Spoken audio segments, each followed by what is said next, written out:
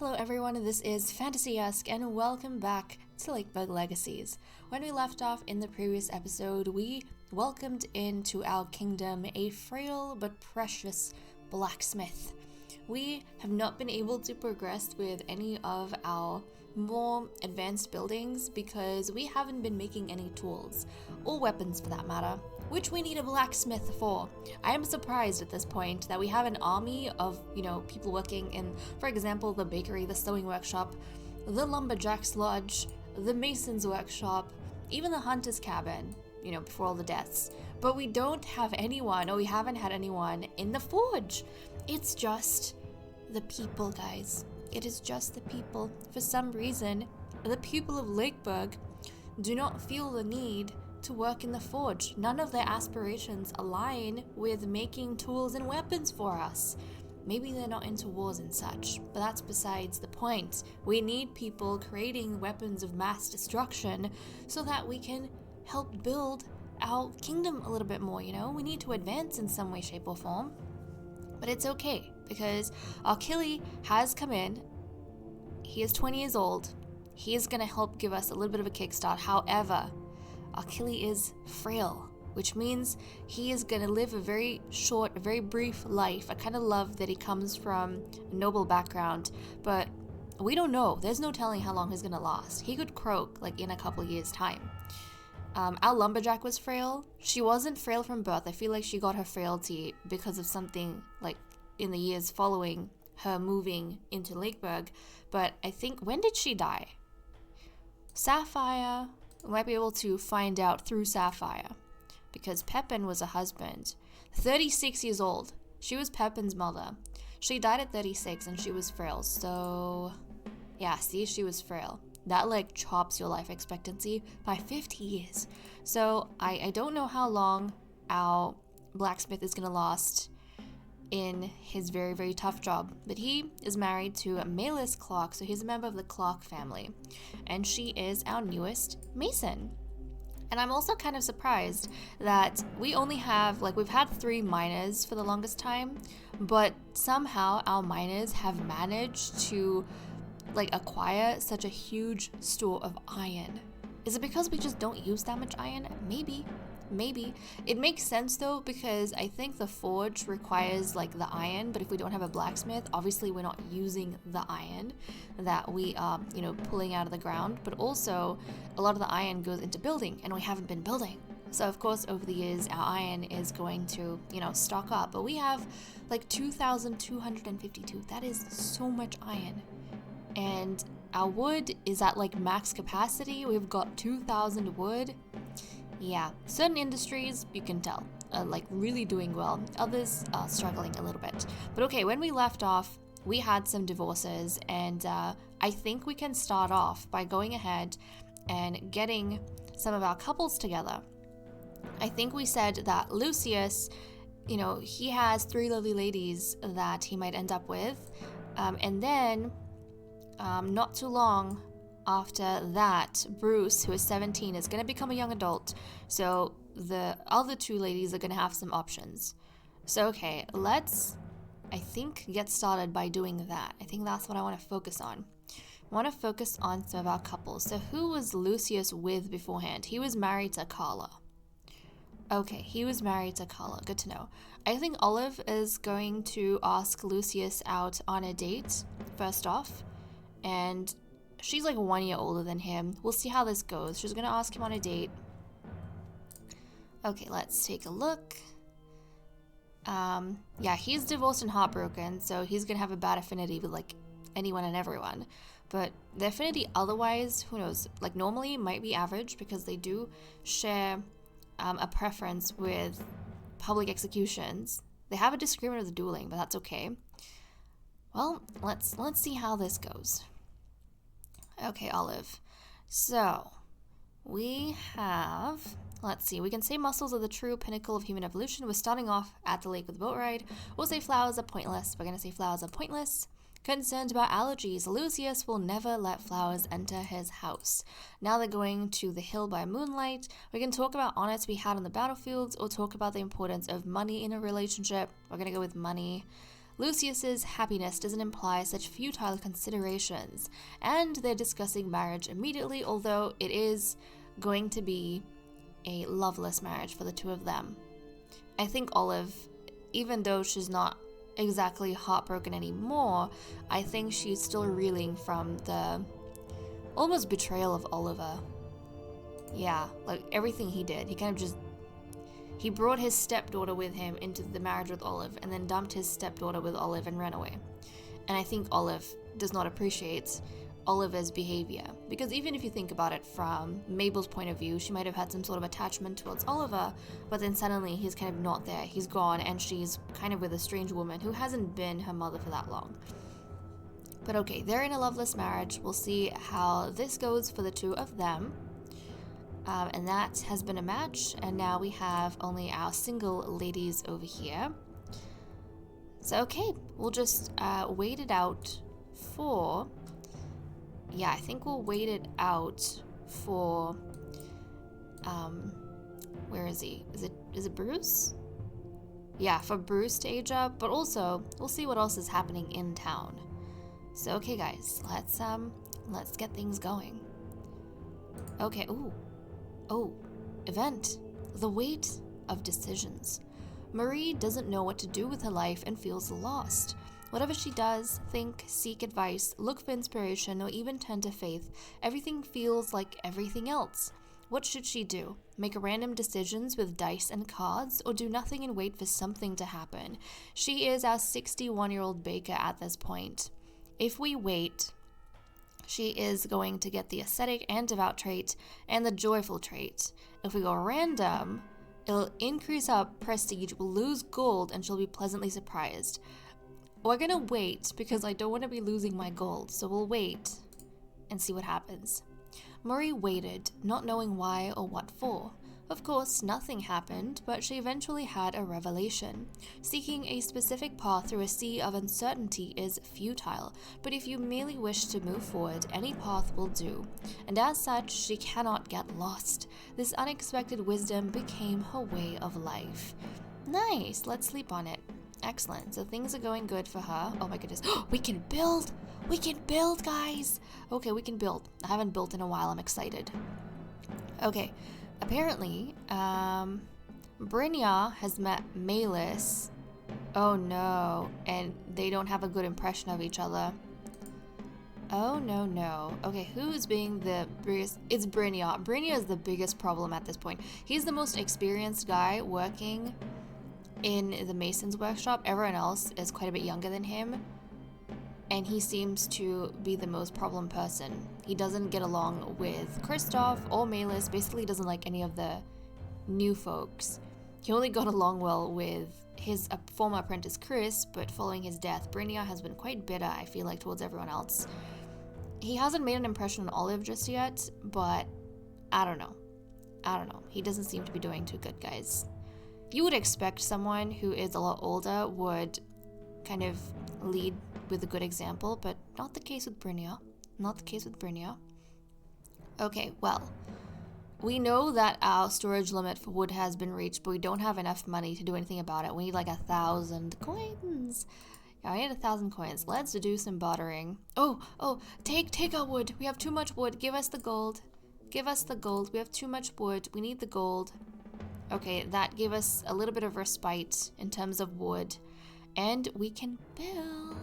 That's exactly what I want to do. We want to do some building.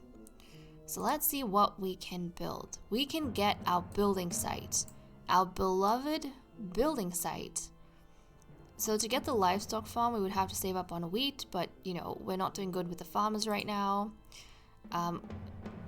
20 tools is going to get us. So I think after the building site, we might be able to get a jeweler's workshop, which will be interesting. But the building site is going to be so helpful because the building site is going to give us builder's tickets, and that, from my understanding, is going to reduce the amount of resources it takes for us to make all these other buildings. So heck yeah, let's get our building site done and dusted. That makes me super duper happy. Okay, excellent. It's right next to the forge as well. Now, I don't think we have any unemployed folks that I can help out. We'll check really quickly to see if anything's changed. Okay, I can't help you here. Esmeralda, I can't help you. Wolfgang, I can't help you either. And with Effie, yeah, I can't help you because we don't have enough, I think, wheat to open up a new slot at the bakery. So Effie is just going to have to stay unemployed. Okay, well that aside, we still do not have Bruce. That's aged up. That's okay.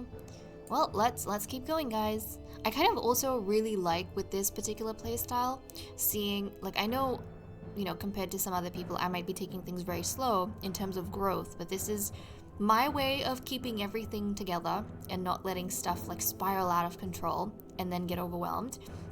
But one of the things that I like about this particular playstyle and taking things as slowly as I am is that the type of people, even the way I do things with only giving people a job in the industry they want or what they have a potential in, I like that because the people in a way shape the way the kingdom grows and expands.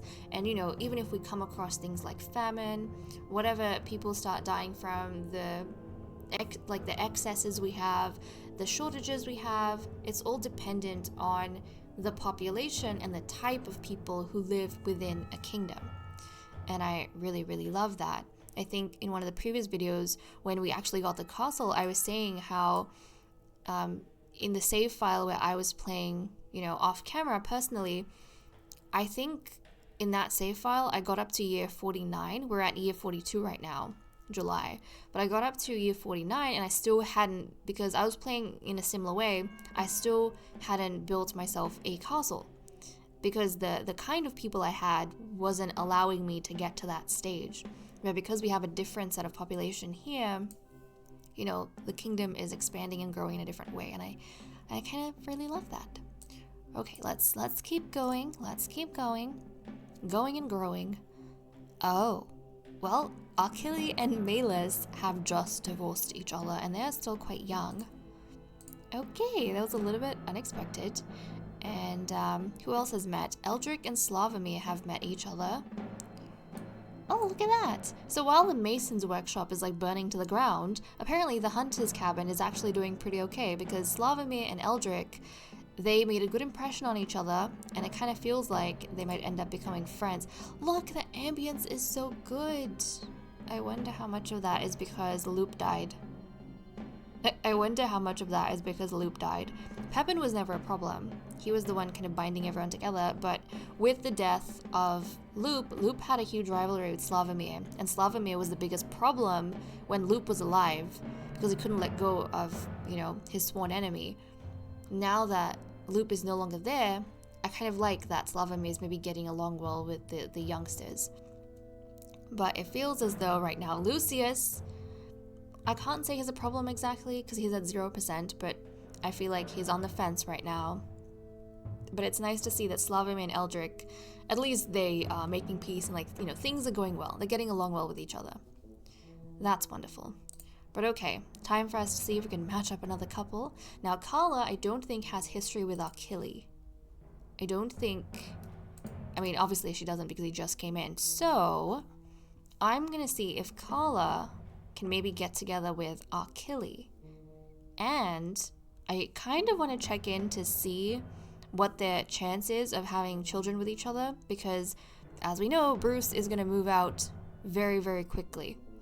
And once Bruce moves out, then we will be able to, or she will be able to have potentially another child. So let's get her on a date with Achille to see how it goes. Okay, it is awful now because Achille and Carla, you know, they're divorced and heartbroken, but if that wasn't the case, they might actually get along because they both have like similar dislikes. They both dislike gossip, they both dislike treats, so I don't know, things might be okay between the two of them. Well, let's go ahead, send them out on a date. So we're starting off at the inn. We could talk about the sufferings of war, or we could ask Achille for his opinion on divinatory pseudosciences. We'll go with the divination. It's just a bunch of bullcrap. Shouldn't they be condemned by the church anyway? Carla and Achille seem united in their dislike for naive beliefs. And then we're going on a boat ride by the lake. We could say gossips are a plague to any civilized society, or talk about the importance of money in a relationship. We're gonna go with money. Achilles' happiness doesn't imply such futile considerations, and they're discussing marriage immediately. It is a loveless marriage, but Achille and Kala, at least they, are getting married. So good on them. And the forge is not that far, actually, from the sewing workshop.